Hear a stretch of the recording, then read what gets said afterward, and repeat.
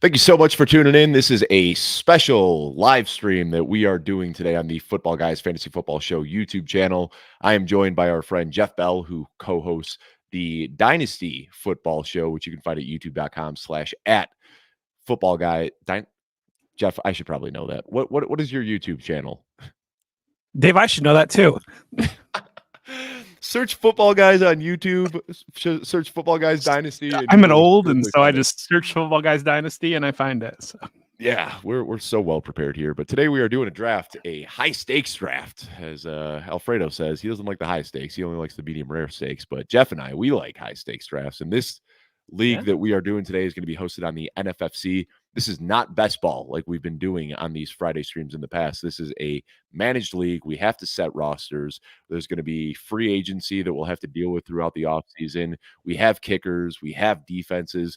This is pretty much your standard home league, except that we're playing for $250,000. So, Jeff, what we're doing here, there's going to be third round reversal in here. We are picking from pick number 8.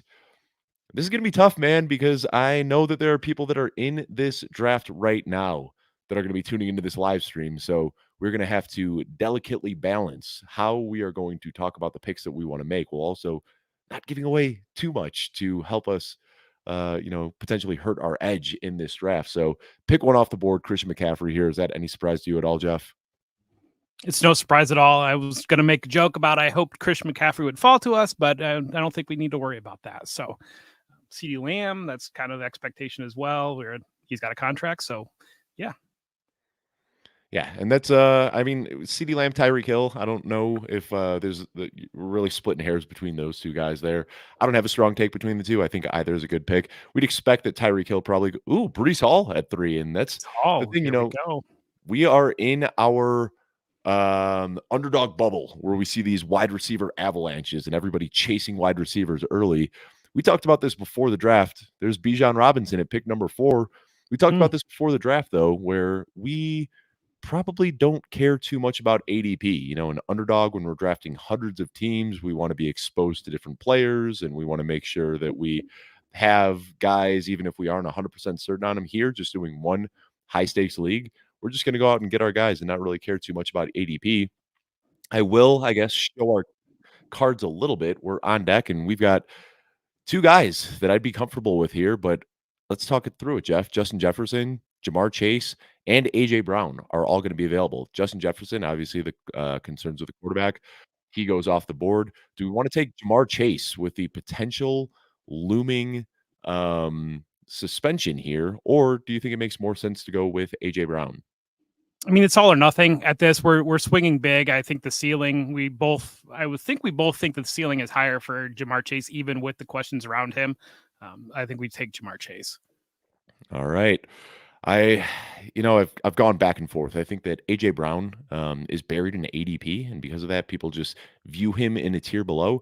I still have A.J. Brown in the same tier as the elite receivers. We've seen him with proven success with Jalen Hurts. We know this Kellen Moore offense should inject a little bit of extra explosiveness into the offense that we may have not seen in years past. Saquon Barkley could open things up as well. So there, A.J. Brown goes off the board, which is about what you'd expect. And this, when you're looking at the first 9 picks, this is who you see go. And then you see Garrett Wilson. And once you hit pick 11, it is just no man's land. So if you look at ADP the way that it is on this website, on the NFFC, the next picks would be Jahmyr Gibbs, Jonathan Taylor, Saquon Barkley, Marvin Harrison, Puka Nacua, Chris Olave, Drake London. That's how ADP has it shaked out. And I think there's some players there that I might be interested in, but Jeff, we talked about this a little bit beforehand with some of our strategy, and we might be willing to just go way down the board, knowing that the guys that we want probably aren't going to make it back to us in round 3, right? And there's so much about strict adherence to ADP and all of that, and maybe you can be able to get this player in round 4, but you need to look at it as pockets. And if round 2 is your only opportunity to get this player, then this is your only chance to add a player. At that point, it doesn't really matter if they're supposed to be at the 302 and you take them at the 206.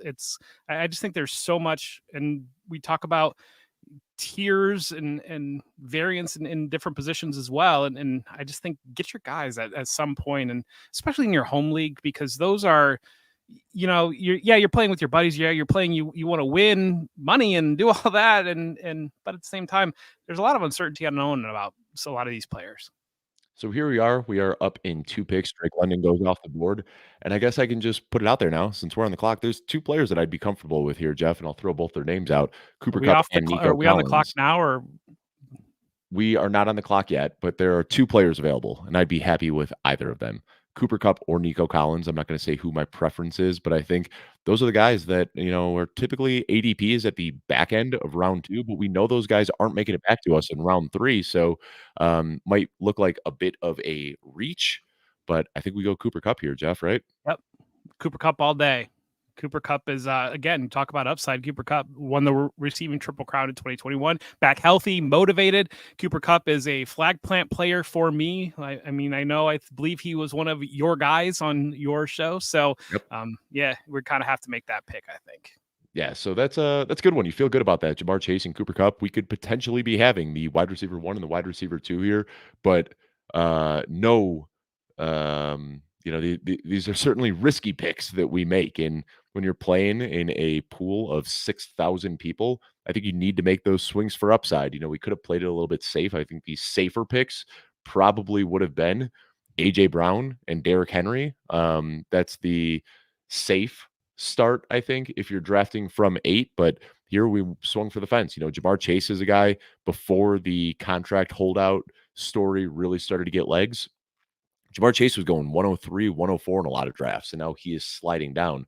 Cooper Kupp, there were the concerns about his age and injury history, and that caused him to fall into round 3.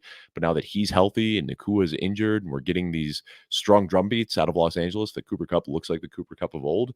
I still think that he is mispriced when you're getting to him in the middle to top half of round 2. So I like this start so far.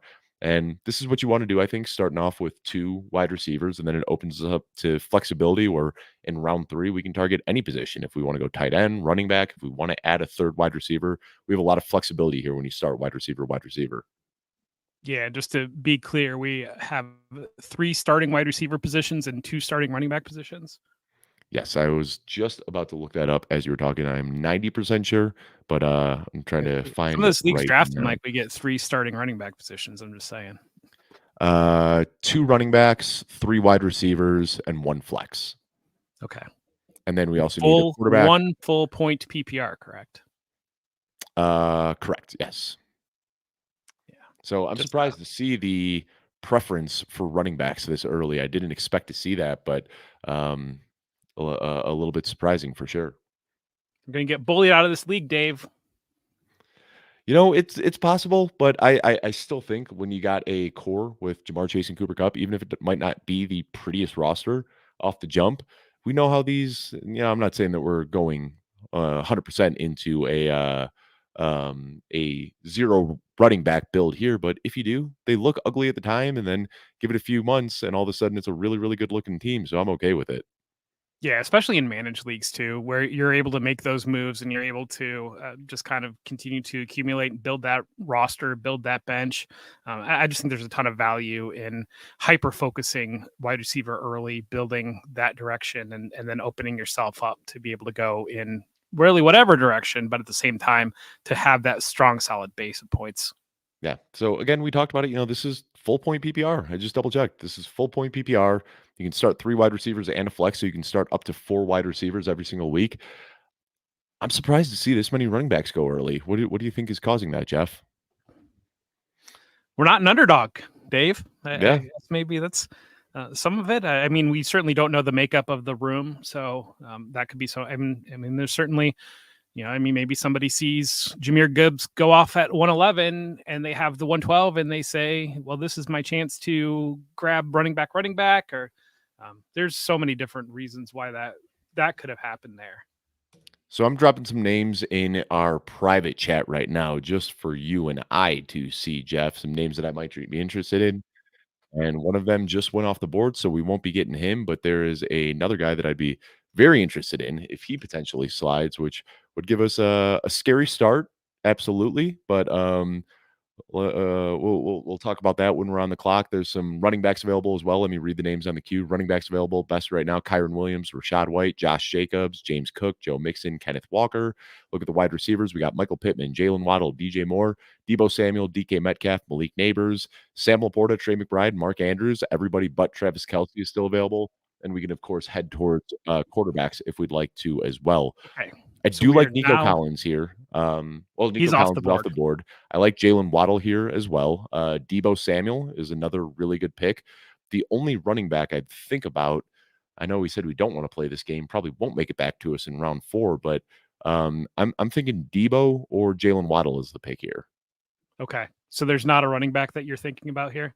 Not a real Josh running back? Jacobs is the one I might be interested in, but Me I too. feel like you could get Joe Mixon, Alvin Kamara, other guys that'll give you similar value a little bit later. So I think we just keep leaning with the wide receivers I here. If they're sliding, if our I room I is know going I know running he's back your heavy. guy. I know he's your guy. I mean, I'm going Debo Samuel over Jalen Waddle, given the opportunity between the two of them. I just think The reason I'll I think defer Debo has to a higher Debo here, ceiling. yeah, Yeah. the reason I'll defer to Debo here is because we took risky picks with our first 2 picks. Jamar Chase with the potential holdout looming. Cooper Kupp, a 31-year-old wide receiver. We've already got some risk baked into our first 2 picks. I think Debo is a safe third option with Jalen Waddle having the leg injury already. That definitely makes him a risky pick, and starting with 3 high risk picks does scare me a little bit. So I will defer to Debo. That's a shocking pick right there. I can't say it's that shocking because I get it, but Rashi Rice going in the top half of round 3. We're seeing that But ADP his creep up every single day. Yeah, I mean, I mentioned his name, but I still think that it's taking Debo there probably. I mean, I threw his name in the chat, just Yeah. saying. So And I will say, Frank Amaranti, great follow on Twitter if you're not following him. He called it out yesterday. I think people don't realize just how good Debo Samuel was last year. He was the wide receiver 9 on a yeah, per game basis. And if you remove the 2 games that he left very early with injuries and had very limited snap shares, on per game basis, he was the wide receiver 6. So I think that people have this misconception that Debo has lost a step, whatever it may be, especially with Brandon Ayuk holding out for the majority of the camp. That could just mean that Debo has an even bigger role to start the ceiling. So I really like it.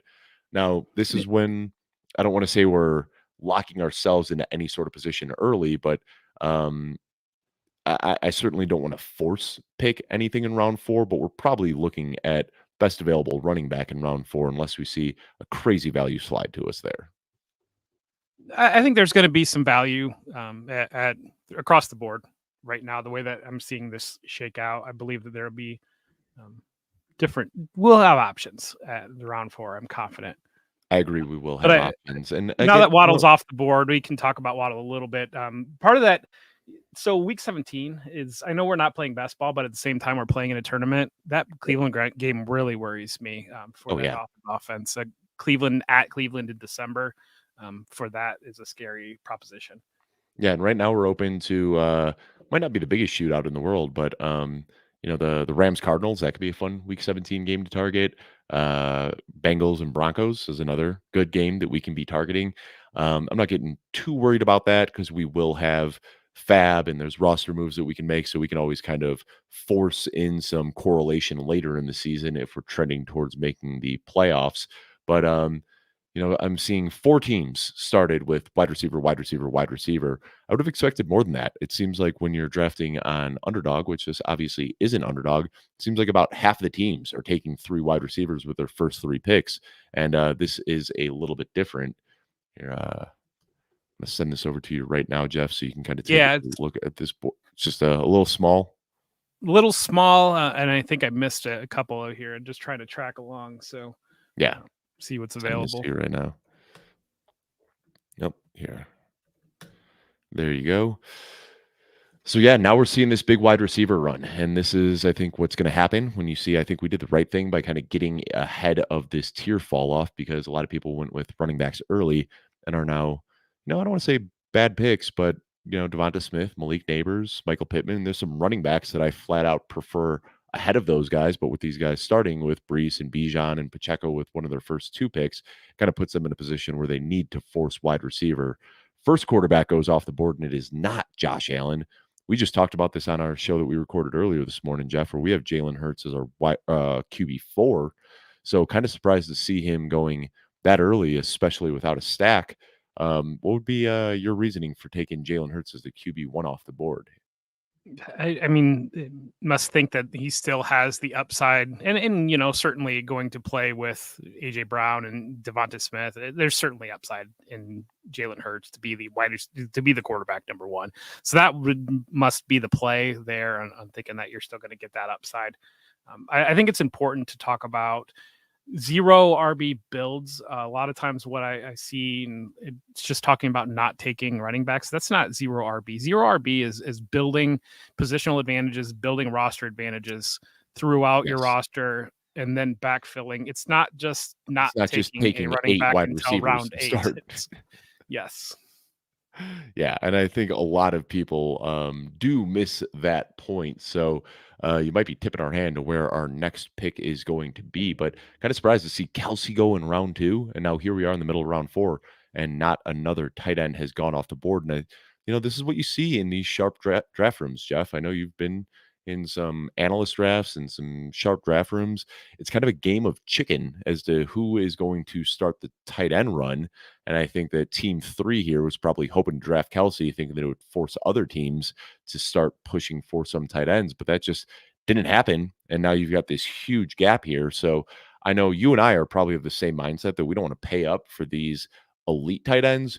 We'd rather wait to catch the falling tight ends who still have elite ranges of outcomes. So I don't know if I'm ready for a tight end here. Um, but if the next three of the next 4 picks are tight ends, then I might be interested in going tight end. But we still have a lot of good options here. I've got a few guys in the queue right now. I'll start sending you some names. Just sent you the main guy that I have my eye on that I would really, really like with this next pick. Um, Again, really tough to do this show and talk through who we want to pick without Yeah, and actually I'm like, saying any and names. I feel like I'm dropping the ball here as your co-host here, and just kind of tracking everything, and I don't know. It's one of the more difficult shows to do a draft during while you're streaming, but at the same time, it's fun. So Well, I talked to our friend Theo Greminger over at Player Profiler because I know he does a lot of these high stakes streams, and I said, "Well, that's the guy that we wanted right there, Josh Jacobs. yeah, Would it really is. like that." But there are 2 fallbacks that I'd feel okay with. I shared those names. You can let me know what you think about that. But Theo Greminger, I asked him, "How do you do this a live stream without tipping your hand?" And he goes, "Oh, you just pre-recorded and uploaded after." And I said, "Well, it's too late for that. We had promised." Um,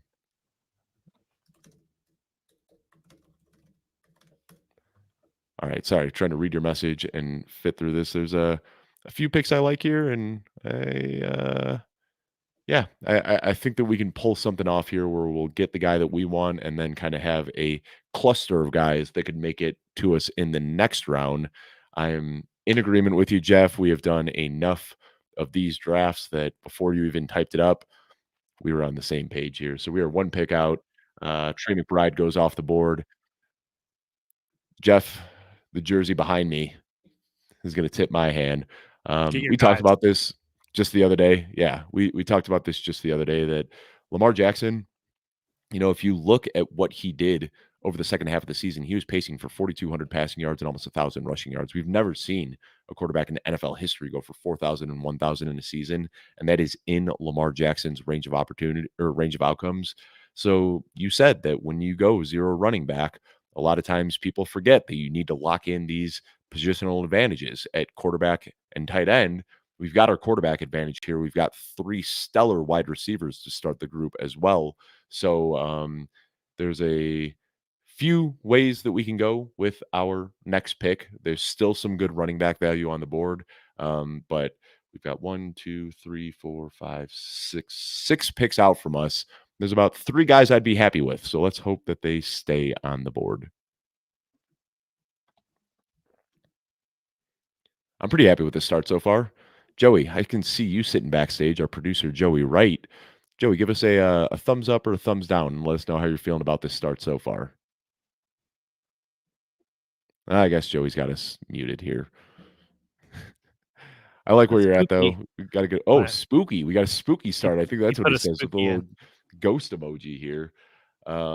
T. Higgins, I think, is a great value. We talked about this, that he, Yeah. has been hurt for the last couple of years, and we haven't really seen the upside that we had hoped for after his first 2 years in the season. But not only can he just be healthy, he's also in a contract year. And three, there's the contingent upside that if something happens to Jamar Chase, we're looking at elite wide receiver one potential from T. Higgins. So I think looking at the board, the way that it's fallen so far, I think T. Higgins is my favorite pick of the draft, seeing him go at the end of round 4. I think one of the biggest things when you're looking at a large tournament, large field, I'm a big believer in grabbing the elite quarterbacks in those types of positions because you open up the ceiling that if Lamar Jackson were to give a 28, 30 point season, though we've seen those in the past, that those are incredibly difficult to deal with. And so to take a guy like a Joe Burrow or something like that doesn't have that ceiling. Yeah, I completely agree. There's a name I'm looking for right now, and I don't know if he was drafted. He just went off the board. Zay Flowers. That would have been a nice pick with our next one, but that didn't make it to us. Kenneth Walker was also a guy that we had in our queue. Jeff, I'm sweating. Ho ho ho! We got We to got do him, it. Jeff. We got him. Got it. This is a trick that This you and is I have this pulled has off. been the Dave and Jeff move all summer long. So And the fact that it just worked out for us in a live stream is you know, absolutely you just lovely. got to do it. Yeah, that's wonderful. It doesn't get much better than that, and that's where we've been getting them on underdog is in the 4th and 5th round. Typically, you need a later pick as Andrews rarely slides past 501. So usually it's 501, 502. You can push it a little bit, but to see Andrews fall to us at 504 to get that Lamar Jackson, Mark Andrews stack, I mean, this is a thing of beauty. We've got the potential quarterback one and tight end one stacked. We've got 3 great wide receivers through the first 3 rounds. We have, the flexibility with our next picks coming up here. If we want to add another wide receiver, we can do that to put in the flex spot. We can start hammering running backs early. But Jeff, this is bringing a tear to my eye. This is Yeah, the no, beauty. This is exactly how I planned this. that's exactly what you want to do. I think in a start 3 full PPR wide receiver right now in the draft landscape that we're operating within, unless you had one of the running backs fall to 8, to be able to load up your 3 wide receiver positions with guys that have legitimate top 10 upside at wide receiver, and then to be able to sneak around and on the onesie positions to have an elite stack potential. That's a differentiated roster that I think has a very, very high ceiling. And I would like Kenneth Walker there. He's a guy that you and I have both talked about that we think is just very underrated in consensus and average draft position. But I'm kind of glad that Kenneth Walker went off the board because I would have been tempted to take him, but I think Yeah, it this would have build been just tough looks to pass. so much better the way that it is. So, like I said, we've got a lot of flexibility coming up with our next few picks up here. We've got a lot of different ways that we can go with it. I don't want to start throwing out running back targets, but for anyone who isn't aware, as soon as Jeff and I are done with this stream today, we're going to be releasing a 3.5-hour podcast that we recorded early this morning. If you can hear my voice is a little scratchy this morning, I was at Mastodon and Lamb of God last night, screaming my little heart out, and then woke up this morning at 5 a.m. and recorded a 3.5-hour podcast with Jeff. Had about a 20-minute turnover where I hopped in the shower and sucked on some Ricolas and then hopped right back on this stream, and we're going at it again. So it has been a long, long day here. But Jeff, we went through every single team, 32 NFL teams, and we just asked the biggest questions around each team. Can Anthony Richardson support these pass catchers here? And what's it going to look like between Kenneth Walker and Zach Charbonnet? We really didn't have a show sheet. About 5 minutes before we recorded, I wrote down a bunch of questions I wanted to ask, and it was just a 3.5-hour brain dump. But it was fun, and it was also a nice way for us to kind of prep for this show or prep for this draft a little bit and bounce some takes off each other. It was, yeah, and I think that we mentioned pretty much every single fantasy relevant player. So if you're out there and you've not done your draft yet, then maybe check that out and maybe take your afternoon at work or whatever you might do. Maybe mow the lawn, take an extra little bit of time to mow the lawn and Yeah, just maybe kind mow of your yard and the neighbor's yard and the other neighbor's yard. Three do and a half all hours that. worth. Yeah. Yes. unless you live where I live and it's 115 degrees outside and you do not want to be outside. But that's in it. So Ingram went off the board there in front of a couple other potential tight end targets, which I find interesting. But at the same time, if you're going full PPR, I can see the case for Ingram. I really kind of thought Tank Dell was actually gone already, but turns out I he's mean, not. Tank Dell is a great value. I think the T. Higgins and Tank Dell are the two that really stand out to me as being great values so far. But yeah, like you said, Kyle Pitts, George Kittle still on the board. But Evan Ingram, a lot of people are overlooking him. And we said this is going to be a draft where ADP isn't going to matter all that much. People are going to want to get their guys. And it's hard to make a case against Evan Ingram. He was the tight end 2 last year. He was the tight end 5 the year before. And what now, because Brian Thomas is there, we're supposed to get scared off by it? I mean, I understand he might not have the highest ceiling. Like, he's probably never going to be an 18 point per game type of player, but he is just steady and consistent and pulls in the target volume, and back-to-back years inside the top 5, including a tight end 2 finish last year. All right, it's going to be pretty tough trying to entertain while also trying to think about who our next picks should be here. It's never pretty when you wait for running back, and this is going to be an ugly running back room. But we are set on quarterback. We're set on tight end. We're set with our 3 wide receivers. Still have a flex and 2 running back spots to fill out. What's really going to get interesting here, Jeff, is when we have to start talking through the defense and kickers. That's something that I've spent almost no time on this offseason. So that'll be I'll be deferring to you a little bit there. Defense, I can do. Kickers, I just take a name. To be honest with you, I don't know. I mean, I look at the team and I'm like, oh, this guy's on a good team. Yeah, sure, yeah. Yeah. And then usually he picks for Dallas. Usually in a managed league, you will get a good kicker dropped at some point in the season. And, if you are proactive on the waivers, you can add that kicker at that point and be able to backfill it for the stretch run. So that's always an option. Let's see. Also, shout out to Sigmund Bloom, who does our rent a defense and rent a kicker article. Or I'm sorry, Adam Harstadt does our rent a kicker articles. Sig does the rent a defense articles, and those are fantastic. You said there was a question, Jeff? Yeah, somebody had a question about bye week coverage since we have Lamar Jackson and Mark Andrews, and some of that being week 14 would be less of a concern. I when I'm drafting a league like this, I don't look at bye weeks at all. I'm just looking at player value and building the roster.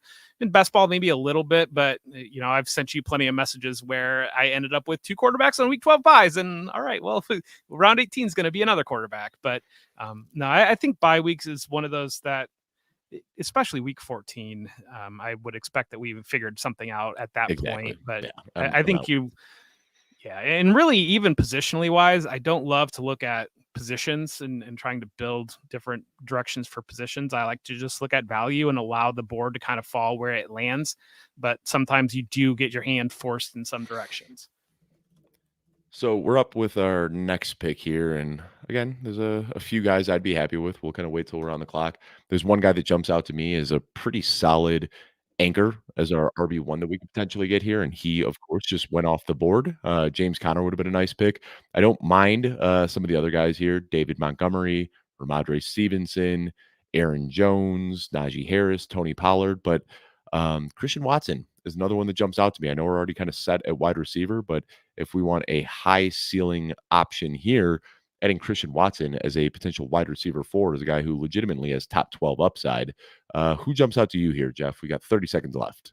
I think talking about wide receiver, Xavier Worthy sitting there as potentially, I mean, I know that's a massive swing, but at the same time, that's the type of swing that breaks leagues to be able to get him there. And my thought process was, we've talked about it, Worthy and Brown being close. I was going to just let one of them fall to us in the next round and kind of let the drafters make the decision for us. But 10 seconds here on the clock. Do we want to go with Watson, Montgomery, or Worthy? You just grab Montgomery to have running back? That's what I'm thinking. Going to throw Montgomery in there. This is another one where we know he's going to have standalone value. Like, it's not like we have to wait for an injury for David Montgomery to find himself in a role. He's going to take the goal line work on a team that runs a ton of plays and is going to score a lot of points. And God forbid if something were to happen to Jahmyr Gibbs, who's already dealing with a hamstring injury, then we're looking at David Montgomery as a potential top 10 weekly play. So I think when I'm drafting 0 running back, of course, you want those lotto tickets that have no projectable volume that you're just saying a prayer and hoping that they fall into a role. But I think a guy like David Montgomery that does have the early season standalone value while also possessing league-winning upside is a good guy to draft as an RB1. What are your thoughts on bully tight end builds there? Because I George almost Kittle went was Kittle. less of a consideration because we already have Debo Samuel, and so I didn't Yeah. know that I wanted to double down on one offense there. And volume, I think maybe might be a little bit more of a question on Kittle. I think Kyle Pitts being on the board might have been a little bit more of a difficult decision Mhm. there to not avoid that one because I do think the volume can be higher there for Pitts.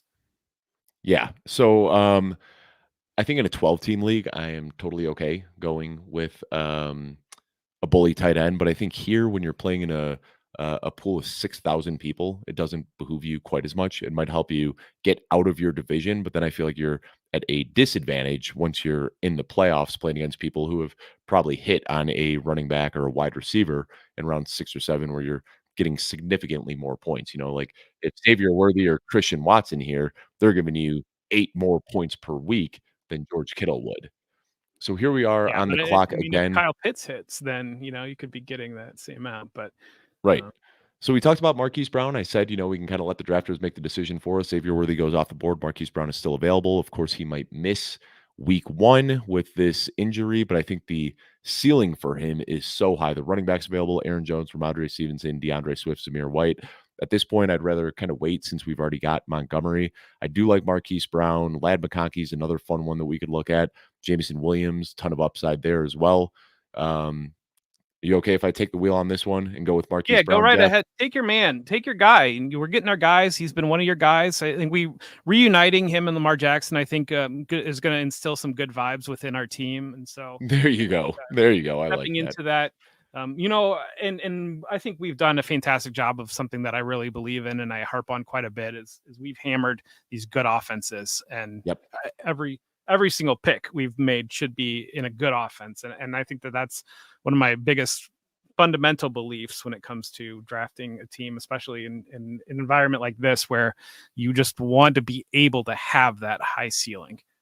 Now, I really like what Team 7 has done here. If you look at picks 4, 6, and 7, they were able to build a nice Kyler Murray, Trey McBride, James Conner stack. So, again, you said we like to target good offenses.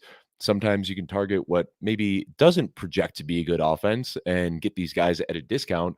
I'm of the belief that the Cardinals are going to be a good offense. Kyler Murray, 2 years removed from the injury now. Year 2, Jonathan Gannon gets to install his offense. So that's one where, if that was a quote unquote good offense, all those guys would be going a couple of rounds earlier, but you're able to kind of invest in an offense at a discount. And if they hit, you end up just crushing that. So I really like what Team 7 did there. I think if there's one team that I'm most worried about in this division when it comes to competing with, it's got to be Team 7, what they did with that Arizona stack. Yeah, and having those three wide receivers, Justin Jefferson, Rasheed Rice, Chris Godwin, gives you that value plus two strong running backs. That is a good job there, and that shows. That's the biggest thing with elite quarterback. What we ran into last year, I think, with elite quarterback, if there wasn't the differentiation at the very very top, there wasn't those guys having those 26-point average weeks relative to having that 20 points, and so that's the risk that you do run. I think that some of that's been baked out of the way that ADP's fallen this year, because if you remember back to last year, people were taking Patrick Mahomes in round 2 in Right. regular drafts, and Right. now we've kind of stepped back into a different range on those. And a little peek behind the curtain for anybody who's watching the show and doesn't understand how we're drafting. Of course, Jeff and I were kind of sharing some players in a private chat as we're talking, dropping some names in there, guys we want to talk about. I very consciously didn't want Jeff to have access to this draft room that I'm making my picks in, because I didn't want Jeff to be diluted by ADP. And it's so common when you're drafting on a platform that you just look at the queue and you say, well, I got to pick one of these 3 guys that's top the queue. But Jeff and I have put in a ton of work this offseason, and we are both pretty sound in our rankings and our process. So we are trying our best not to even look at ADP here, not to look at who they are recommending, and we just want to get our guys. Jonathan Brooks going off in round 7 here. That's surprising to see, because we've regularly seen Jonathan Brooks falling in around 8 and 9, especially after it was announced that he was officially starting the season on PUP. I've seen him fall as late as round 10. I still think Brooks, even in round 7, gives you some juice to squeeze there. I know, Jeff, you feel a little bit differently about that, but like taking the stance there with Brees Hall and Jonathan Brooks, this guy could potentially have 2 of the top 5 running backs over the second half of the season. He could. My biggest, and I understand playing for upside when you're in a larger field, and if you've got multiple entries, maybe that's a factor in it too. I think that when there's a level of qualification in terms of having to be able to play for that upside, I think that grabbing one of those players too early can really kind of put you behind the ball on actually being in position to play for upside. Yeah, that's the thing.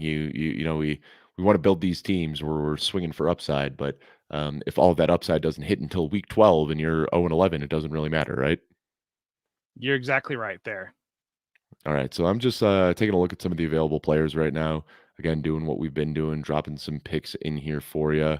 There are 2 guys that I'd really like right here. Drop their name. I like the name that you shared as well. There just went one, so yeah. Yep. I think Ramondre Stevenson was a player that I was looking at, so he's now off the board.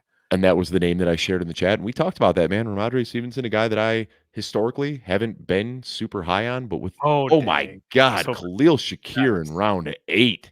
I don't know who this is picking a team 3, but they must be a show listener going with Jonathan Brooks in the 7th and Khalil Shakir in the 8th. Those are 2 of my guys that I talked about on Monday. So whoever team 3 is really sipping the Kluge Kool-Aid. Yeah, that was Shakir is one of those that I'm always hoping for in like round 11. And you talked about we're going to be in a sharp room, and the players go off earlier in sharp rooms. So there he goes. I don't know if you saw, Jeff, in between our recording session this morning and doing this, I fired off a tweet where it was Khalil Shakir catching an 81-yard touchdown, just carving through the entire defense. And I said, let's give this guy 140 targets and see what happens. Just having some fun on Twitter today. I can't help but think about how good he can be with a growing role. There goes Javonte Williams, the other running back that I had, and he was buried way down in ADP. I had to scroll down to see Javonte Williams still on the queue. So again, in these sharp rooms, you think that you can wait on players and you can not. I'm throwing in the guy that you had mentioned in the queue. And then there's one other name that I will drop in here to see if you are interested in. We are still 1-2 picks before we are on the clock. We've got 2 guys in our queue.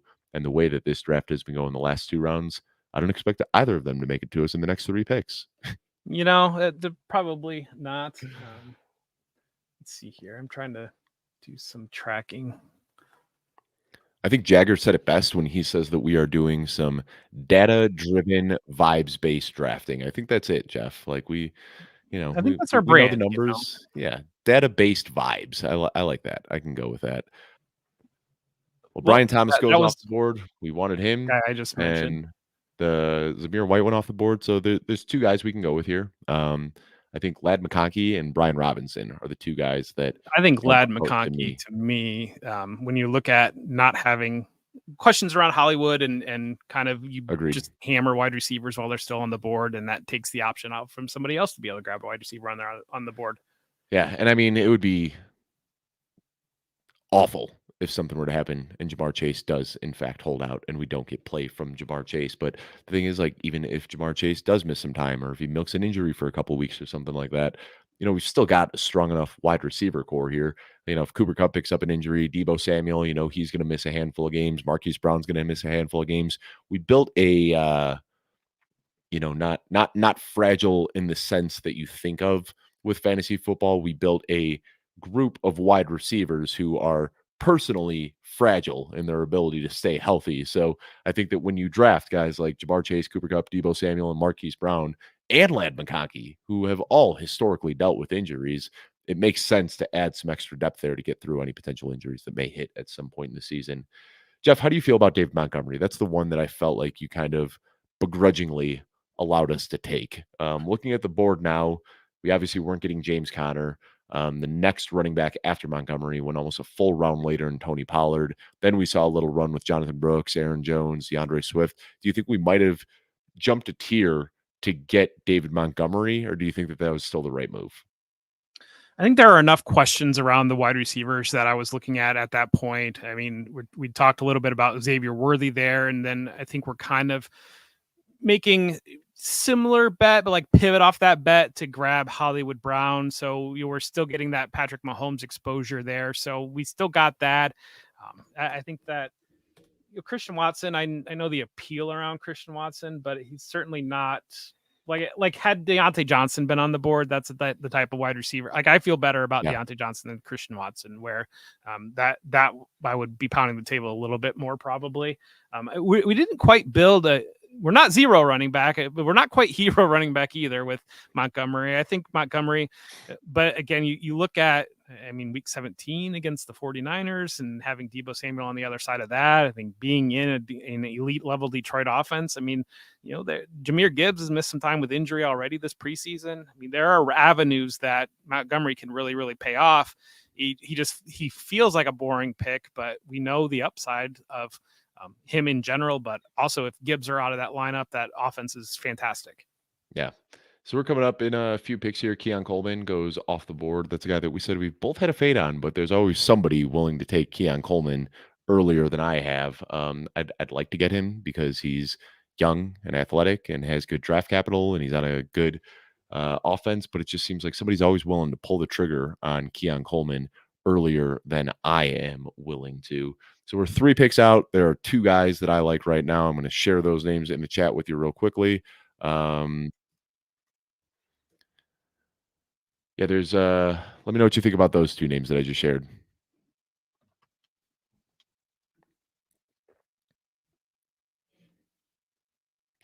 I see Jeff in here joking around, Jeff Bolt, not you, Jeff Bell, saying it's hard to publicly tell everyone over and over again the players that you love and draft against them. I just did a Beat Dave Kluge league with a bunch of Twitter followers and show listeners, and I got to say it was almost impossible to draft in that league. Every pick that I thought I can get away with ended up getting sniped right in front of me. So there's 2 guys that I like here, Brian Robinson and Blake Corum. Brian Robinson obviously has the projectable volume that you're looking at week 1. And I think something gets lost in the conversation a lot with Brian Robinson is that he was pretty underrated as a pass catcher last year. And of course, Eckler is there, and Eckler is going to take some of that pass catching upside. But Jeff, I like both of these guys. You got 30 seconds. I'm going to let you make this choice between Brian Robinson and Blake Corum. Who do you prefer? Blake Corum. You put me in a tournament format. I certainly understand wanting to grab some points, and maybe Brian Robinson is a little bit of a safer start. But I think we already took the safe pick with David Montgomery, right? Yeah, but Kyron Williams is out of the lineup, and Corum is a top 3. I mean, yeah, it's like he yeah. But seriously, like that sounds insane to say, but if we got word today that something happened to Kyron Williams, he goes on season-ending IR, Blake Corum is getting drafted at the end of round 1, right? Like he's the RB4. Yeah. Oh yeah. Rankings. Yeah. We're drafting him ahead of Gibbs. We're drafting ahead of Taylor. He is going as the RB4 if something happens to Kyron Williams, and that would be his weekly upside. Now, we always also talked about it that Jordan Rodriguez was there for the installation of the offense, and she said what we're seeing is that they are alternating between Blake Corum and Kyron Williams. And I'm not, going to breathe life into the Kyron Williams returning punts because we saw him doing that last year. I think it's a non-story, but I think the real story from Jordan Rodriguez's report was that they were alternating drives, that it was Kyron Williams for a drive, then it was Blake Corum for a drive. So we still saw it in this draft. Kyron Williams went at the top of round 3, but it's not crazy to think that there could be a 50-50, 60-40 split, whatever it may be, and we're getting the cheaper of the back 7 rounds later. Well, and really part of it is when you start to build, and especially if you've hammered wide receivers the way that we've had, and you kind of exhaust that resource, and we're certainly feeling very good about our quarterback and tight end. We're not exactly looking for streaming potential options there. Then you kind of just have to start to hammer and build potential contingent upside into a running back room relative to just kind of taking a guy that will get you some points. Yeah.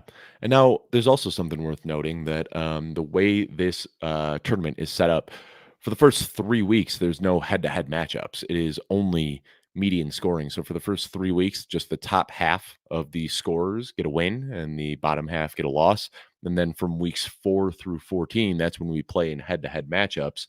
So you don't really need to have these the first few weeks, you don't need to have super high end range of outcomes. You just need to be in the top half of scorers. So I think that you don't really have to worry too much about early season projectable volume. You can just kind of swing for the upside, and if you have a slightly above average team, you're getting wins for the first 3 weeks.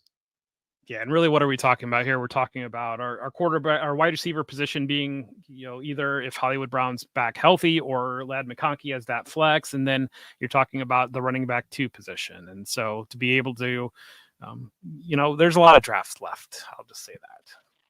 Now, this is a good value here, Romeo Dubs. We talked about him on today's show, that he's the guy that everybody seemingly is forgetting about. But again, in underdog drafts, we see Jaden Reed going way earlier than we see. Well, here, I think that this is actually a sharp draft, because we saw Christian Watson drafted as the wide receiver 1, Jaden Reed drafted, and then Romeo Dubs less than 2 rounds later. There's normally a huge draft when we're drafting on underdog or in the more casual leagues where Dubs is going, 4, 5, 6 rounds after Jaden Reed. I think this is how it should be, much, much closer in value. I would say the same. I think that Dubs is a little bit of a safer option versus upside option, and I think Watson comfortably has the most upside, and Reed has significant upside as well. Dubs is, you're kind of just looking for, maybe he can get to 1,000 yards, but 800-ish yards, 900 yards, and about 7 touchdowns or so, 6 touchdowns, and you're just kind of, but I think that when you look at like us having Lad McConkey is the type of player that can get to 12 targets per game. I don't see 12 targets per game in Romeo Dubs' range of outcomes. Right. He'll have the occasional touchdown, and his if you're in a point per route participation league, Romeo Dubs is going to kill it because he's going to be out there on the field almost every single snap, but that doesn't always turn into points. So here we are, a few picks out, and again, don't want to tip our hat too much, but I think it's pretty obvious what we're going to be doing with these next few picks, right, Jeff? We might sprinkle a wide receiver in here and there, but we're going to be hitting running back for the next few picks, most likely. I was going to say Jordan Addison did not. So it was surprising me on still kind of being in my list, but then Jordan Addison just went, and then a player that we just talked Spears, about. So. We were talking about Tajay Spears in the private chat. That was a pick that I think both of us wanted. And this is the scary thing about going zero running back, is that well dries up quickly, and now we are at the point where the only guys who have any projectable early season volume are on terrible offenses. If we want to go with Devin Singletary and Gus Edwards and Ezekiel Elliott. Well, Ezekiel Elliott might not be on a terrible offense. He might just be terrible personally. But there's a few routes that we can go here. Still 2 picks away. Trey Benson, not a guy that was on my radar, has had a rough preseason, and some of the concerns that I had about him have already kind of reared their heads in the preseason. So Trey Benson was not on my radar, but 2 picks out here. There's one guy that I would be interested in that I have already shared with you. I guess we're just going to wait and hope that he makes it to us. Have you shared any names with me, Jeff? Or is it just... I did share a name. Oh, all right. So we'll wait for this pick to go through, and then we'll talk through the 2 of them. 18 seconds left on the clock as Team 7 makes their pick. I don't know. Ty Chandler goes off the board here. So, Jeff, you said Devin Singletary. I said Jalen Wright. We've talked about wanting to invest in good offenses, and we've been pretty good about doing that so far. We stray from that as soon as we make a Devin Singletary pick. I think Jalen Wright is a guy that we've talked about kind of has double contingent upside, whether it is Devon Achane or Raheem Mostert missing a game. We're going to see increased work for Jalen Wright. And the kind of joke I made on this morning's recording was that, the combined games missed between Achane and Mostert were probably setting the line at about 7.5. So if we're getting half a season where Jalen Wright is getting a big snap share in Miami, I kind of want that pick. Timeout. 6-point passing touchdown league, 20 rounds. There's one quarterback on the board that's standing out to me right now relative to, and I don't know. I'm going with Jalen right here. We've got 3 seconds left. I got to make the pick. I hear what you're saying, and I'm putting him in the queue. There's, I'm going to share another name with you. And this is why I didn't want to make the pick that you had recommended, because there is another player who projects similarly that works better with our build, in my opinion. It's really hard to talk about this on a live stream without totally tipping our hat for what our It strategy is right here. does. Do you agree with what I said? And then we can talk about it. You I hate the have a Jalen Wright pick, little. don't you? You hate the Jalen Wright pick. I I just do hate the ruined our Jalen friendship Wright the other pick. night. I understand the concern about Devin Singletary, and I just think that that was a place to play the missionary position value there. So. Yeah, I mean, we've already got, like I said, we're swinging for upside with these picks. We've got the early season projection with David Yeah, Montgomery. I just can't help but thinking, I've been doing a lot of these sharp industry drafts lately, and there you go. anytime I've tried waiting on, I mean, so he's the first person to take a second quarterback, and that makes sense because No, second person to take a second quarterback. So their second quarterbacks both of went them, back. yeah. I mean, is that Yeah, I something was you saying Dak prioritized? Prescott. Yeah, and I don't you know that I said Dak, and the reason I said I don't want Dak is because I said, well, let's wait to see if Purdy could make it back to us, and then of course both of them go off the board. When you start talking about handcuff running backs in a 6-point passing touchdown league with pretty good depth, and there's an elite potential second quarterback sitting there, that's when I start to look at it. So that's just kind of where, if this is a 14 round league or something like that, I would be a little bit more leery there. And that's where I don't want to turn this into a whole, roster construction thing, but I just feel like you can always get quarterbacks on the waiver wire. By the time week 14 rolls around, when Lamar Jackson's going to be on his bye at that point, it will be whether it's Bo Nix breaking out or Deshaun Watson getting hurt and then signing Jameis Winston. Like, the chaos of the NFL will have ensued by week 14, and I feel like we'll be able to find our QB2 by then. I mean, like last year, nobody even knew who Josh Dobbs was until 2 weeks before the season. QB1 production. So Dave, here we are. I don't want Josh Dobbs playing for $500,000 for me, dude. So we got there's one quarterback that I'm kind of interested in. I shared his name if you want to go with I'd Jaden say Daniels. there's 3 quarterbacks that I'd be interested in, given that it's 6-point passing touchdown. But I think we're at the point now where having a good weight and having some teams without a starting quarterback, I'd be fine grabbing that second quarterback now. All right. So is Jaden Daniels who you want to go with, Yeah, or that's is it fine. Tua? I'm fine with swinging for the upside. Actually, it wouldn't even be Tua. The other ones I would be thinking about would be Jared Goff and Trevor Lawrence right now. The one other guy that would jump out to me is Gus Edwards with some early season projectable volume. You want to go Gus Edwards, or do we want to go Jaden Daniels? 10 seconds. I'm not taking Gus Edwards over Jaden Daniels. No, right. I'm not going to make that pick. I hate taking a QB2 here. I understand what you're saying, but I really just feel like we should still be hitting running backs here. But maybe we made the right choice because we see a quarterback run going here. And I really just hate that double 4 bye. teams. Yeah. I don't know.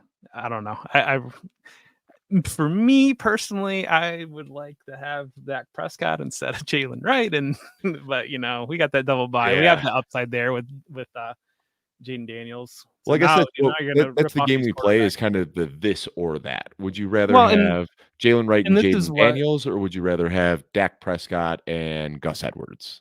Yeah, and this is kind of would be my expectation now. You see these quarterbacks start to rip off because some of these teams didn't have a quarterback yet, and some of the other teams realize they would have 20 picks before they'd pick again to be able to get out. And I'm not. Yeah, what I see is that to be clear, I have 5 both got Joey righted. If you remember in the mock draft that we did recently, where Joey said, "I'm just going to wait on quarterback," and then everyone started taking quarterback 2s, and before Joey knew it, I think was it Baker was the QB1 that Joey had to end up with. Whatever it was, it wasn't pretty, and that's the game you play. These high stake drafts are pretty tough to get a read on. And now you see like Team 5 probably didn't want to take Trevor Lawrence as QB1 in round 11, but that's the corner that he painted himself into.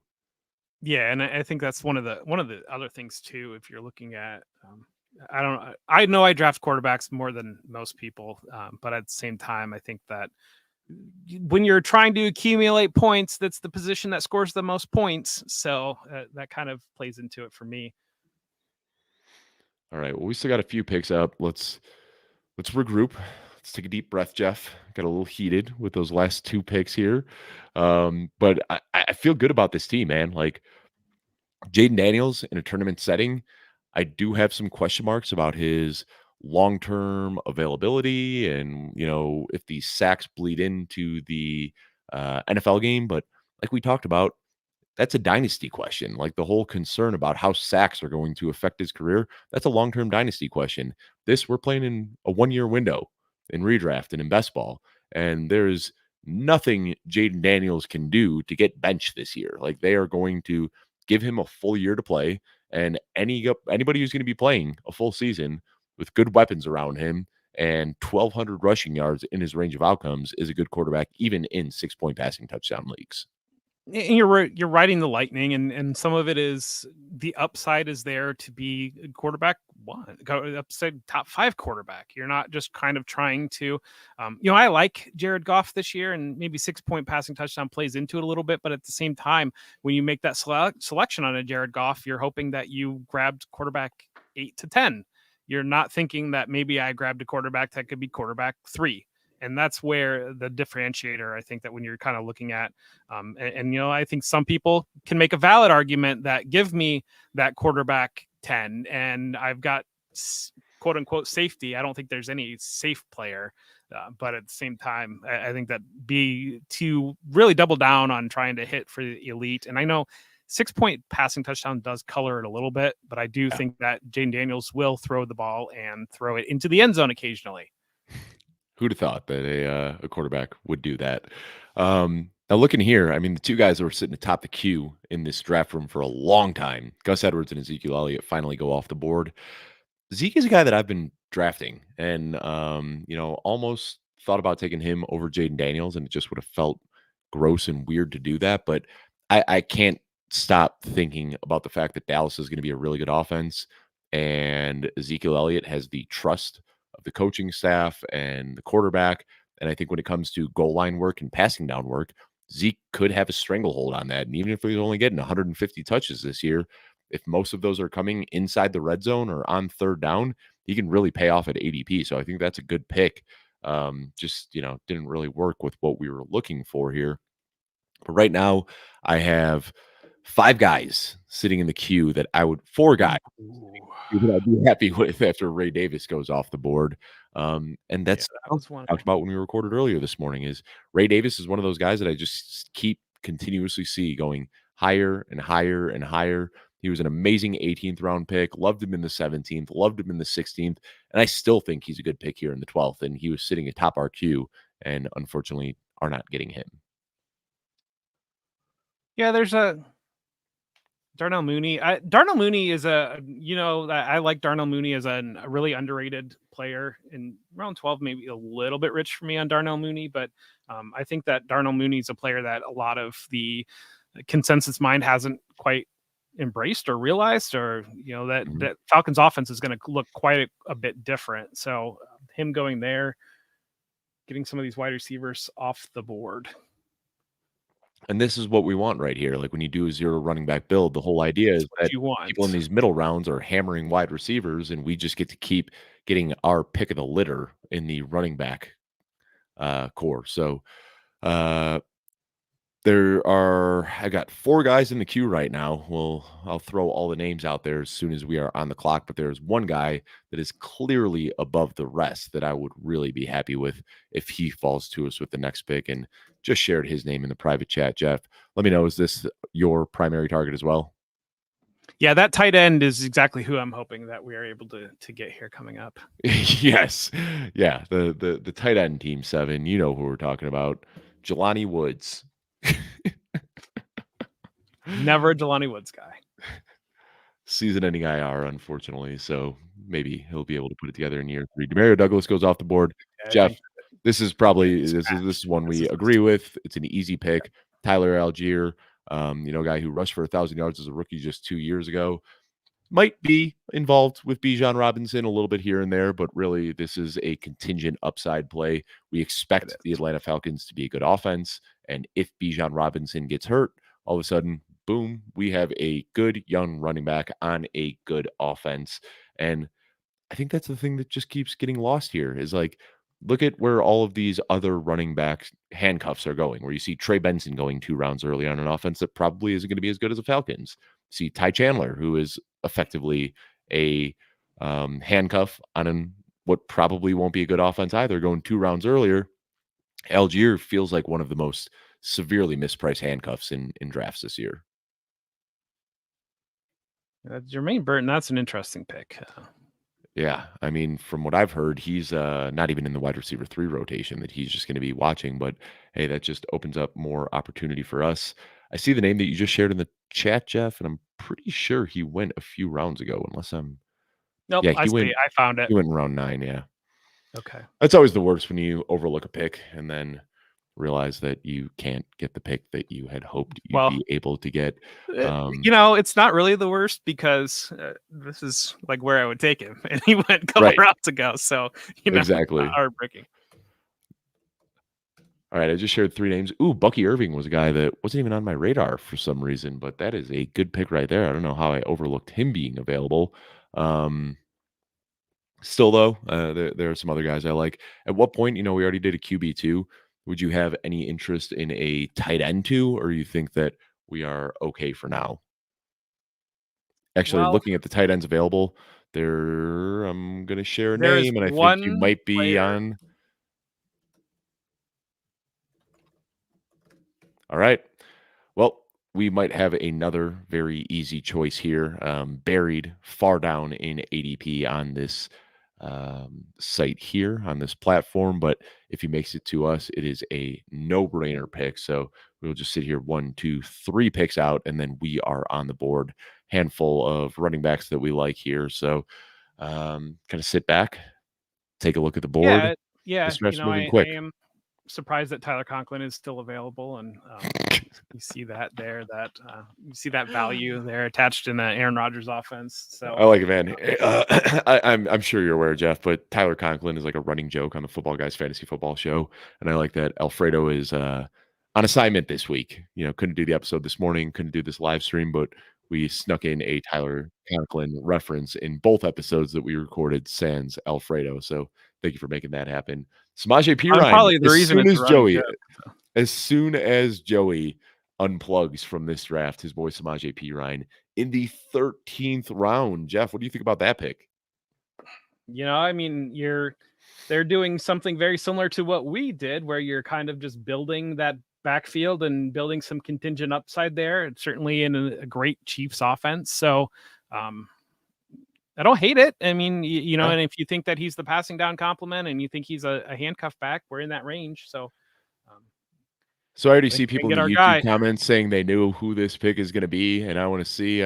Go ahead, guys, in the YouTube comments. We got 50 seconds, so we got to make this pick. I want to see if everybody knows who we are taking here, because if you've been watching this show, I talked about him as my favorite late round sleeper. He has tight end eligibility here, has been a top 10 tight end in 4 consecutive seasons. Dennis Allen absolutely loves him.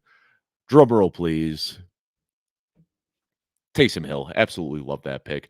We've locked in 2 quarterbacks and 2 tight ends, so we don't have to worry about either of those for the rest of this draft. We still have a kicker and a defense that we'll need to get in at some point here, but maybe one more wide receiver. But we're just going to keep hitting these upside running backs for the rest of the draft, right?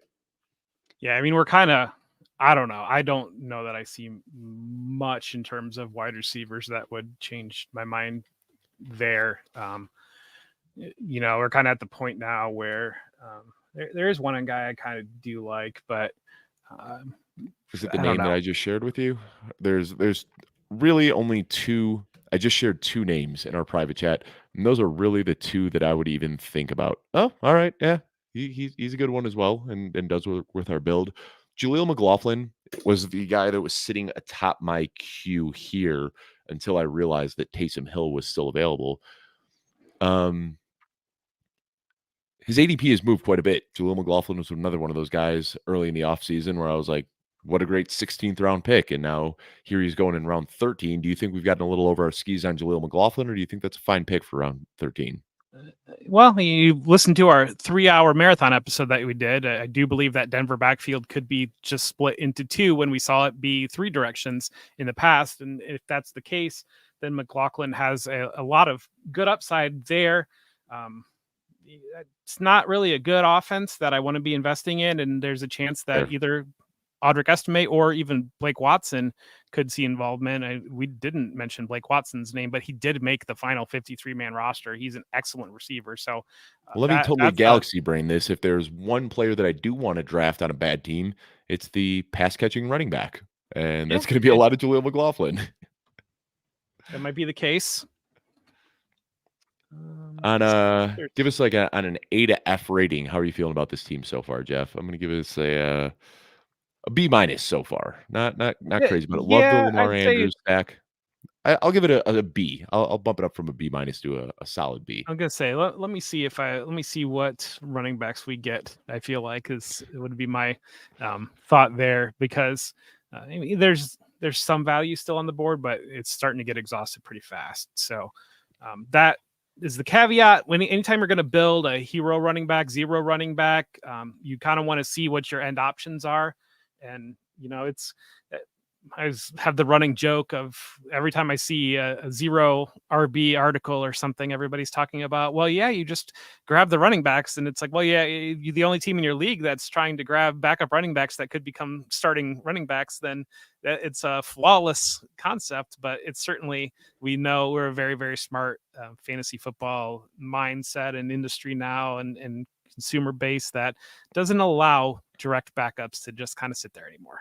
Yeah, and that's it. I mean, like Antonio Gibson, J.K. Dobbins, Jaleel McLaughlin, all names that we'd thrown out being interested in, all drafted. Zach Charbonnet, another guy that I know you're not crazy about. Looking at his potential projection as long as Walker is healthy. But again, these guys are in an ankle tweak away on to a teammate to really blown up in value. So like the Charbonnet pick, like the Bucky Irving pick as well. But yeah, the upside running backs are drying up quickly. We'll talk through some of the guys sitting atop the queue here because this one is surprising to me. I'm not sure how much ADP. I'm not sure how they change it here on Fanball, NFFC, whatever you want to call it. But Kendre Miller is sitting atop the queue and has been for the last couple of rounds. I know that's something people are fit. Oh, we do team kicker here instead of kicker. So that's an interesting caveat. We don't actually have to draft the kicker. We draft the team kicker. So note to self there.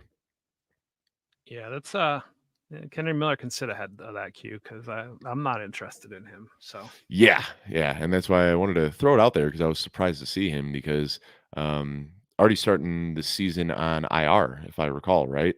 And sounds like he is just hated by his head coach. So all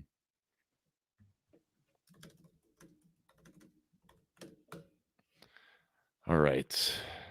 Looking ahead here, I've got 1, 2, 3, 4, 5 guys in the queue. 1, 2, 3, 4 picks out. So we're getting at least one of these guys here. As we get a little bit closer, we'll dissect it. Jeff, how are you feeling on Fryermuth? Because what we saw the snap counts in the preseason. You don't want to put too much weight in the preseason, but you don't want to ignore it either. And got to be a little bit concerning that Darnell Washington was getting twice as many snaps as Pat Fryermuth, who had just as many snaps as Michael Pruitt. well, Darnell Washington is an extra offensive lineman. They want to play physical, and I think that Darnell Washington is going to play more snaps than Pat Fryermuth. I don't think it's going to come close in targets between the two of them. I think that Fryermuth is definitely going to outpace him in targets. Washington's going to be one of these guys that we're starting to see a little bit more of it across the league. These tight ends that, and it's almost been replacing the wide receiver that used to just run wind sprints, that would just run downfield and hope to bring somebody with him, seems to be replaced by a. Sorry, well, let's revisit this, but we're on the clock right now. Xavier Legette and Tyrone Herbert Tracy were still two available? players. Khalil Herbert is available, and that's who was sitting atop my queue. So let's go ahead and take Khalil Herbert here. I'm going to message you real quickly.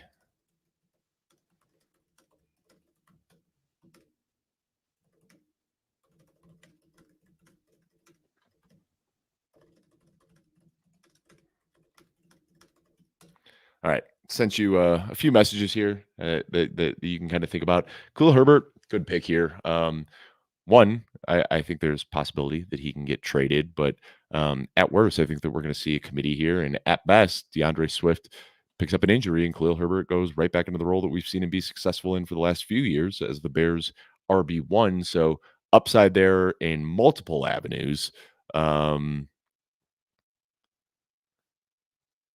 Ooh, Josh Downs. I missed that. I didn't see him go off the board. That was another Yeah, guy that I Josh had. Downs went. That would be a guy that I would have liked to have drafted. Yeah, I didn't see that. He went right before we took Taysom Hill. And this is surprising, man. Like seeing Quentin Johnson go as high as he is, a guy that you and I talked about this morning, both kind of being in on Quentin Johnson, especially at his suppressed cost. But that suppressed cost we're used to seeing in round 16, 17, 18, not seeing in round 13. So again, just the struggle of drafting with sharp drafters. Um, Up in a few picks here, Kamani Vidal. What's your take on Kamani Vidal? Because we got some bad reports early in the preseason. Now we're getting some good reports, and he's on the final roster. Um, I have found myself, and I know this is the not the way to handle it, but whether it's J.K. Dobbins, Gus Edwards, or Kamani Vidal, I've just found myself kind of fading that entire backfield.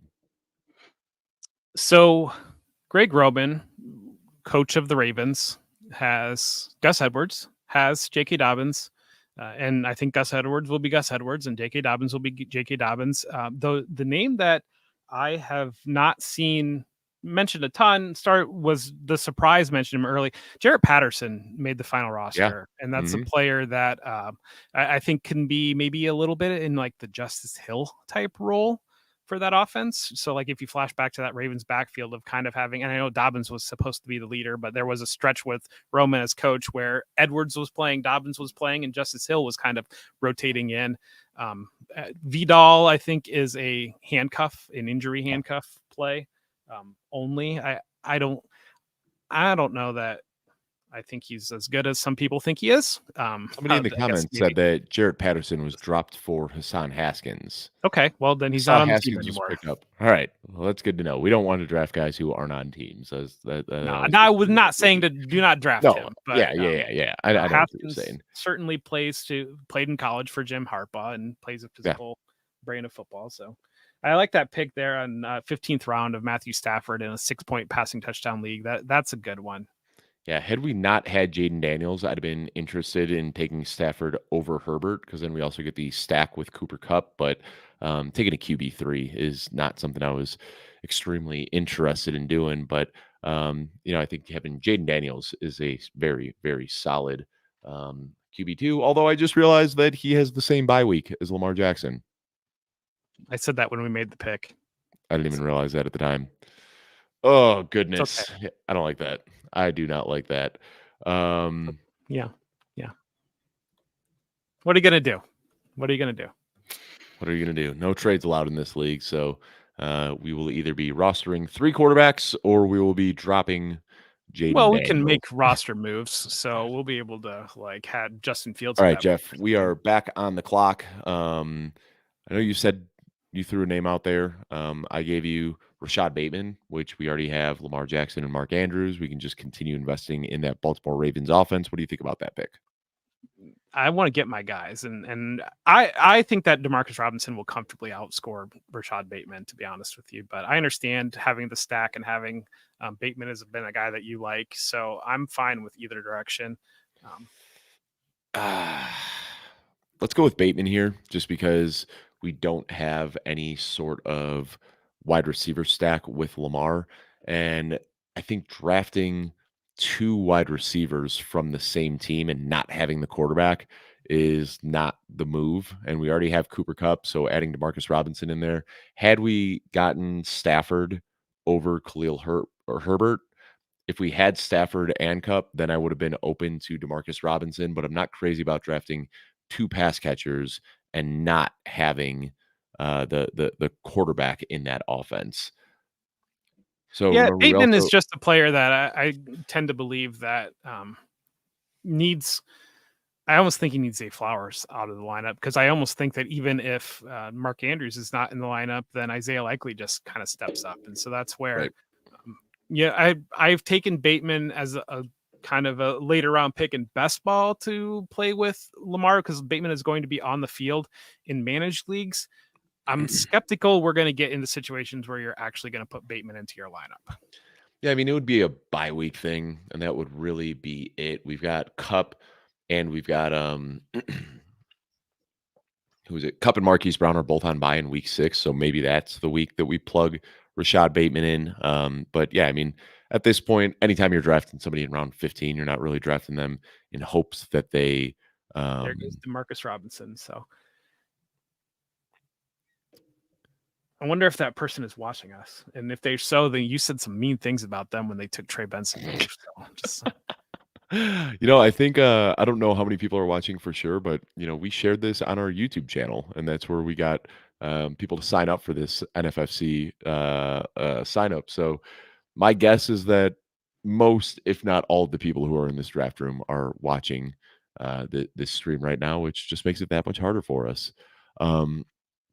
Also I'm wanted going to to tell you what mention I'm going to do, and then I'm going to do it. So yeah, just wanted to mention real quickly if anybody's watching this and you're a Football Guys subscriber, which hopefully you are. If you like Football Guys, the best way you can support us is by subscribing at join.footballguys.com. But we have our Draft Dominator, and we just did set up live syncing with Sleeper a few weeks ago. But as of today, we also have live syncing available with MFL, our friends over at My Fantasy League. So just wanted to let you know that if you are a Football Guys subscriber, live draft syncing is now available for Sleeper and MFL. Will have more to come, but good to know for anybody drafting on MFL this weekend that you can now use our Draft Dominator app. All right, Jeff. Yeah, I had the same thought as you. Baltimore Ravens defense. I wanted them, but they go off the board, and I don't know. There are very few defenses that I am willing to pay up for. Cowboys and Ravens are two of them, and they're already off the board. So Sigmund Bloom does a wonderful rent a defense weekend. We've got $1,000 to play with throughout the year, and we might be using most of those on defenses. Yeah, I see a couple other ones that you are interested in. I've got them on my radar as well. I'm okay paying up for a defense. The one thing I refuse to do is pay up for a kicker. yeah, I'm not going to pay up for a kicker ever. Like I said, you can wait until a bye week, and usually a kicker will get dropped at that point, and you just kind of maybe you bite the bullet and you punt a random deep wide receiver you like to be able to stash that other kicker, and then you ride it for the rest of the year. But more often than not, and 20 rounds, the benches are a little bit deeper. Maybe that situation doesn't exist in this type of league, but it kind of does happen in a lot of leagues. And your home league, that type of league would be something that I might consider there. Yeah, I'll be really interested to see how people use Fab in this draft. You got 1,000 for the whole year. Really interested to see just how it's utilized here, whether people go really early with it or if they squirrel it towards the end. That is, the downside, of course. If you are doing the rent to defense, rent to kicker strategy, you have to allocate a section of your Fab budget towards knowing that you're going to be in that weekly streaming game where if you have a locked and loaded defense or kicker, you don't have to think twice about that. You just plug them in on a weekly basis and save your Fab for the Kyron Williams and the Puka Nakuas of the world that probably aren't going to pop up this year. But it's nice to have the money just in case they do. So here I we mean, are. people don't even want to have $250 on Deshaun Watson. How do you think the Browns feel having $80 million on Deshaun Watson? Yeah. You see 200 million in dead cap this year. I mean, obviously they're not moving on this year, but you start looking at those dead cap numbers over the next few years. It's like 130 million next year. I want to say 100 million the following year. Like they are locked in long term. Tank Bigsby, man, what a good pick. Love that. We have talked about him for the last couple of rounds and just kept ended up going other players. But Tank Bigsby was a guy that was on our radar in round 14, and here he falls into round 16. Disappointing rookie season for sure, but year 2 breakouts are common for running backs. And the word we're getting out of Jacksonville is that he looks pretty good. Is there an IR in this league, Dave? Are we able to stash on the IR? I do not believe so. I'm looking right now, and I do not see anything for an IR now. Well, Jeff, that was Made our who I pick had. for us. So Yeah, so that's fine. We were torn between the Jets and the 49ers, and I preferred the 49ers. Jeff preferred the Jets, and Team 7 made the choice for us. So here we go. I think this is the last kind of fall off. After the Jets, that's when it gets really kind of hairy. I think the Cowboys, Ravens, 49ers, and the Jets are the teams that you can plug in on a week in, week out basis, not have to worry about it too much. Maybe we pull the Jets when they play Miami twice a year. Maybe that's the one time we get scared. Maybe a handful of other matchups, but for the Week most 1, part, they a good play the defense. 49ers, which you don't love, but being Yeah, week 1, that's, the waiver is the usually Bills extra too. rich after week 1, and so Yeah, that's kind of a situation where you can stream into that week 1 and then, um, go from there.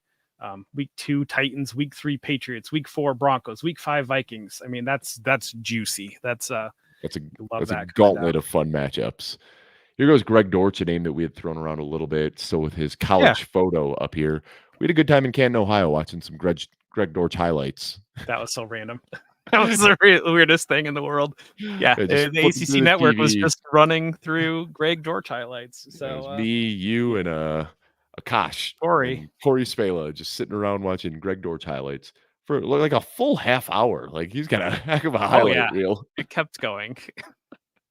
So there's He Kendra did some good Miller. things in Wake Forest. So There's that Kendra was Miller. I told you he was sitting atop the queue for almost 5 rounds here before he finally went off the board. Um, there are two guys that I want and two picks ahead of us. I'd love to get both of these guys with our next two picks. It probably won't work out that way, but we'll have to talk a little bit without tipping our hand too much. Um, do we go with Deonta Foreman here, Jeff? well, I was gonna say like let's not actually put it out there. Yeah, I mean you said his name, so And the reason I said his name is because he is atop the queue, and I didn't think he was gonna make it much further down. well, people Um, might not have realized he has been re-signed with the Browns. exactly. That them cutting them was just kind of a move to. They liked their 4 quarterbacks. They were, and really kind of what happened. So we do the football guys training camp reports, and I covered actually both the Falcons and the Chargers. And everybody kind of in the league knew that the Chargers did not want Easton Stick as their backup quarterback, and I think the Falcons and the Browns both wanted to trade either Taylor Heineke or Tyler Huntley to the Chargers to be their backup quarterback, and it ended up being Taylor Heineke was the one that was traded. And as soon as that happened, the Browns cut their 4th quarterback and signed Donta Foreman back. Exactly, yeah, and, that's, we say it all the time, that's like the edge when in being super plugged in as you catch up on these little tiny micro transactions that fly under the radar that most people aren't talking about, and Deonta Foreman was really getting steamed up in ADP going in, like, round 14, then he had that scary neck injury Yeah, and became undraftable, and then returned to practice a few days later, and then kinda stayed stagnant in round 18, and then got cut and became undraftable, and then was re-signed by the Cleveland Browns and is still undraftable. I think it's just people the snip snap on Deonta Foreman has scared people off a little bit, but still a great pick there, especially with the build that we have. Like we are looking for early season production because we've got Blake Corum, Jalen Wright, Tyler Algier, Khalil Herbert. These guys aren't going to have a lot of week one projection, but Deonta Foreman might be our week one starter alongside David Montgomery while we wait for one of these other upside plays to find themselves in a relevant role. Am I crazy for thinking that, Jeff? That like when we set our week one lineup, it might be Deonta Foreman in the RB2 spot? the way that our team is looking right now, yeah, I mean, probably is going to be that. It's Yeah. yeah. And, we might cut him in week 4 or 5 when Nick Chubb comes back, but I feel like Deonta Foreman is a great early season bridge for these zero running back builds. Or Nick Chubb might not play this year, and that Donta Foreman might be that kind of power goal line compliment all year long. That would be even better. Yeah. Well, that's I a guy mean, that we had certainly talked would about want wanting Nick for the Chubb last to come couple of back and rounds. play and be healthy, but in the terms of the game sense, yeah. Right. Yeah, Yoshi Viss is a player that's been in our conversation for a little bit, and that was why I was surprised that Jermaine Burton went round 12 Yeah. because every single bit of talk has been Yoshi Viss ahead of, and kind of I know Joe Burrow had some comments of like this is the guy that you want to have on your fantasy team, and I understand if people take what the quarterback says with a grain of salt, but when the quarterback's telling me that the big, strong, fast guy is the guy that you want on your team, then I probably want him on the team too. So this draft is moving pretty quick here, Jeff. Well, yeah, I guess we're almost an hour and a half in. We've got 3 picks left. It's weird though, after doing underdog drafts all off season, this 1 minute clock just feels like we are moving at a glacial pace compared to the 30, Oh, 20, and 15-second clocks we were when we available did to. the 2-minute clock in the Football Guys Bowl, I was drafting behind somebody who's pretty sharp, but he was also taking the full 2 minutes. And yeah, there was definitely, I felt like maybe I could, make a sandwich and take a nap and whatever else while those 2 minutes were going down after being conditioned to, you get in some of these 20-second clocks on underdog. So there's Sione Vaki going to team 1. That is Sigmund Bloom's guy. So I'm sure he's going to love seeing him getting some steam going up there in the 17th round. We got Tip Major, our friend Tip, who we got to meet in Canton. Great guy. Tip, hope you're doing well. Thanks for tuning in. He's got a question for us so we can talk about as we wait for our next pick. What pick are you most excited about so far? I will answer, and then I want to hear your answer, Jeff. It's the twofer for me. Lamar Jackson and Mark Andrews at the 4-5. That is just I don't even care how the rest of the draft goes. The fact that we were able to start with 3 very good wide receivers and then stack Andrews and Jackson, that just feels absolutely beautiful. Yeah, and I think that both of us, that was the pick that we were kind of holding our breath on when we made that selection on Jackson. And we said at the time that that's something that the two of us, every time we pull a high pick in these underdog drafts or even other drafts, because you're able to get them at the 4 or 5 turn, that's been a target that we've both kind of been loading up on, having that opportunity. And so to be able to do this league together, this draft together, and to have it fall that way, this is, we talked when we were doing the long recording this morning about today kind of being the capper on the off season and stepping into getting ready for week 1 and kind of changing that hat. And to be able to make that pick, I feel like is a perfect capper the way our off season has gone. Yeah. And it's crazy that's coming up. It's Friday, and before I know it, Gosh, Isaiah Likely round 18 is a really nice pick. That's there. a steal. That's a steal. If we didn't already have 2 tight ends, we definitely would have been looking at him over Foreman. But yeah, I'm going on Harris Football, Chris Harris's show on Wednesday, and that's when it hit me. He reached out to me on Wednesday afternoon, and he said, "Hey, Dave, are you free next Wednesday to come on my show?" And I said, "Yeah, of course. I'd love to see you." And he goes, "All right, cool. Send me your week 1 rankings on Tuesday." Yeah. I was just like, "Wait, what? Week 1 rankings? Like, I have to do rankings again? Yeah. Weekly rankings?" It really sneaks up on you quick. So just taking a look right now, we've got pretty much everything that we need. Still need a kicker, but that's not something that I'm looking to force by any means. We could just it's a kicker. I don't really care all that much. There's one player, and I almost don't even want to say that there's only one player I want with this next pick because I know that I'm going to end up jinxing it. But Jeff, we have been throwing this guy's name around since about round 4. Saying how far Yeah. can we kick him down the board? And we are 1 pick away from getting him, and Houston Texans go off the board.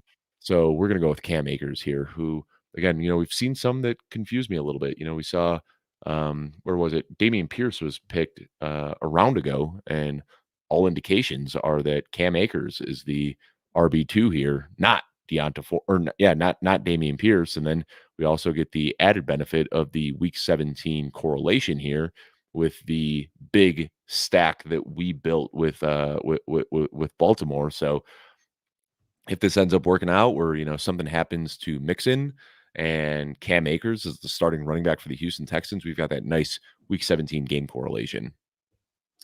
Yeah, that'll shake out, and that's one of the biggest things that I was almost half surprised to see Dameon Pierce actually make the Texans roster because it doesn't seem like there's had too much positive to say about him. I think he might be involved in the kick return unit, but it definitely does.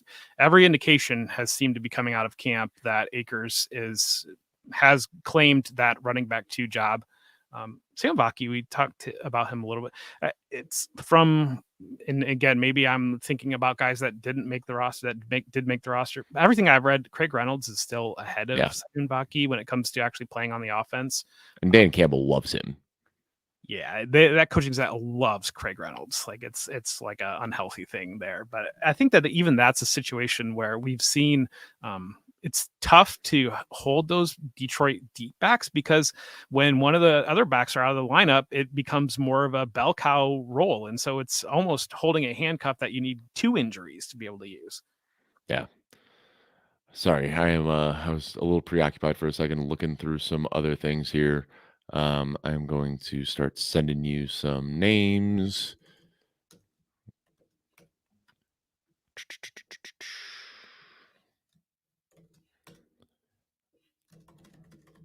All right, we are on the same page here where we have one of two, or we have 2 players that we want and hoping one of these 2 slides to us. I think we're going to see a lot of kickers and defenses going off the board in these next couple of rounds. What do you I think, was gonna Jeff? say, what defenses are still available? I was not tracking Um, defense. Are there any Pittsburgh, Buffalo, Philadelphia. Philadelphia is shockingly still available. There goes they the Kansas City Chiefs, which, essentially drafting Harrison Butker. Um, I mean, I already said their name out loud, but there's still a couple good defenses out there, man. Kind of surprised to see Pittsburgh, Buffalo, and Philly all still available. But um, do you think Philadelphia's kicker here, which is presumably Jake Elliott, but regardless, it's going to be a good offense. Do you want to go with Philly here? We can go with Miami if you want to go with another kicker, or we can go with San San Francisco for a kicker. Francisco's kicker, Jake Moody. Dick Moody. Yeah. All right, there we go. That's an easy one. And then we got 1 pick left, and I'm gonna send you.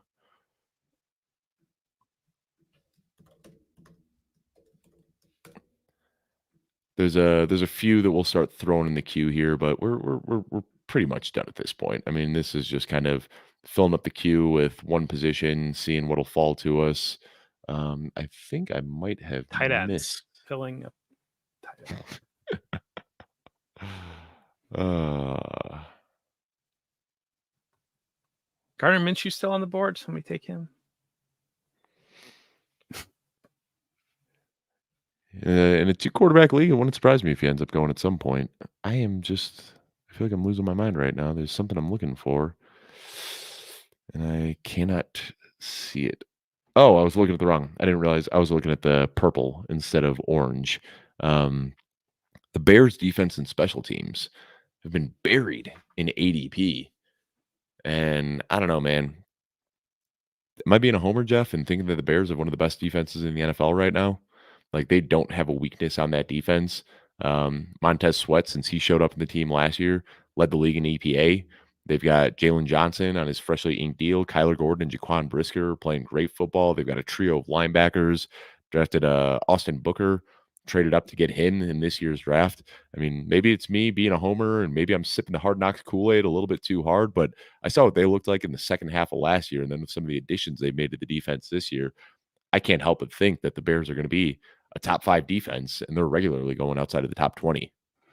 Yeah. If that's who do they play week 1? Oh, no, I don't think it's the No, Steelers. the Steelers play the Falcons. I was going to say that would be great at Justin Fields reunion week 1, but no, they play the Titans. Titans next Sunday. That's pretty juicy. I mean, that's a week 1 you could have streamed them. Yeah, you're just immediately plugging them in. All right, let me I'm look remembering through. correctly, the Raiders have a nice, quiet defense and good matchup. Taylor would like us to mention that we have released the live draft sync at Football Guys. So, Jeff, you must have missed that. You missed my plug. I talked about how we had been doing. Dave, it with I'm Sleeper, doing and now we're doing multiple it with MFL. jobs here, Dave. We're so all I'm trying to do a lot, but draft and do other. But I think maybe it's worth mentioning again that if you go to Football Guys, you can do a live draft sync for whatever draft platform you might be drafting on. And so no, not whatever draft platform. Well, just Sleeper or MFL. That's it. Well, those are the only 2 you should be doing because that's right. the only thing you should be doing. So draft on Sleeper, draft on MFL, and use footballguys.com live sync platform. I do have to say that my home league got exponentially harder when we started hosting it on Sleeper. When we were drafting on ESPN in years past, the ADP is so bad that it just made it easy, and it's a little bit tougher now with the sharp ADP on Sleeper. All right, Jeff, we're on the clock. Pittsburgh Steelers defense is still available. Stream it. Let's go. Or do we want to go with Dalvin Cook? I mean, I know I mentioned Dalvin Cook, but like I just said, stop making jokes about Dalvin Cook. Not, I'm actually gonna put him in my fantasy lineup. Uh, Jeff, this is Why did you draft the Steelers? I thought you were drafting the Bears. no, the Bears already got drafted. The Bears, Oh, I that's missed what I it. was saying. I wanted to. I was looking Oh, for them, but there it is. Okay. they went in round 18. We didn't have a chance to get Well, I was gonna them. say, man, Dave, you're talking a lot about this thing that we would like to pick in like 20 Oh, picks, no, no, but no. Well, sure, like that's why I wanted I hear them, you. and then I realized that they were already gone. God, Jeff, I am. Oh, Steelers are not a streamer, Dave. They're playing the Falcons week 1. They're gonna get roasted. And who are the Jets playing week 1? The 49ers. Oh, so we are going to be dropping our We'll be 20th dropping the round Pittsburgh pick. Steelers Yeah, defense. we So we will be. That's what happens when you're trying to stream and draft and and trying to talk, stream when you're trying to stream. I mean, only provide analysis. JJ and I'm sorry, only JJ and Denny can live the stream. I mean, we're just trying to. And I think what people don't realize, I mean, we've mentioned it on this show, but right before we did this hour and 35-minute live stream, we did a 3.5 hour recording. So We're at I 5 of talking to each other on camera. So this is yeah, I had 2 bananas this morning at 5:30 a.m. and haven't eaten a thing since. I'm just being fueled on coffee and I don't even know what's keeping me awake anger, at this point, but emotions. coffee, anger, yeah, getting sniped on picks. But I'm happy with this one, Jeff. How do you feel? I know you said you didn't want to give it a final grade until you saw how it looked at the end of the draft. Now that we were able to add Khalil Herbert, Deonta Foreman, Cam Akers, give us a final grade on the team. I mean, it's a B that becomes an A if one of these late running backs hits. Yeah. I think that kind of the way to stack it up. Keep the health through the wide receivers, and maybe I might have liked to get one more decent wide receiver, but they kind of fell off the board after we took. I mean, I think we got great value getting Vlad McConkey in round 8, but after he went off the board, there was not much left that I would have been overly interested in. Clear Shakir is kind of my ace in my hole that I like to wait and see, but it really becomes and that's what you really want to build yourself to. I mean, it's really hard to have an A draft. You really kind of, maybe that might be dependent on a room, but in a high stakes room like this, you're probably not going to have an A draft, but you want to have a draft that a team I feel that good about this can than I step expected into to. that. Yeah, I feel good about this team better about this team than I expected to. Really happy with how this turned out. But want to remind everybody, I see that we've got about 2,000 live viewers in here right now. So if you're watching the show, do me a huge favor, go to wherever you listen to podcasts, whether it is on Apple, Spotify, TuneIn, wherever you listen to your podcasts, and follow both the Football Guys Fantasy Football Show that I host with Alfredo Brown and the Football Guys Dynasty Football Show that Jeff Bell hosts with Jagger May. Follow both of those because Jeff and I alluded to the 3.5 hour recording that we did this morning. As soon as I end this broadcast, I'm going to finish editing that, get it uploaded. That should be up within the hour or so, and you will get a 3.5 hour scratchy voice brain dump that Jeff and I did before the sun came up this morning. I'm sitting in my dark office with a cup of water, a cup of coffee, and a cup of tea, just doing my best to stay awake. But had some really good conversation there. So that episode will be coming out in just about an hour. Podcast only. We're not putting that up on YouTube, so you can check that out. And if you enjoy it, please leave us a 5-star review so some other people can find us. But I want to thank everybody for tuning in so much. Reminder that you can sign up for the Football Guys email newsletter at join.footballguys.com, where you can join over 700,000 people who start their day with the Football Guys email newsletter coming directly from Joe Bryant to your inbox every single day with all of the pertinent NFL news, along with all the content that we're putting out at Football Guys. So I want to thank you so much for tuning in, and we will see you in just a few days. Best of luck with all of your drafts this weekend.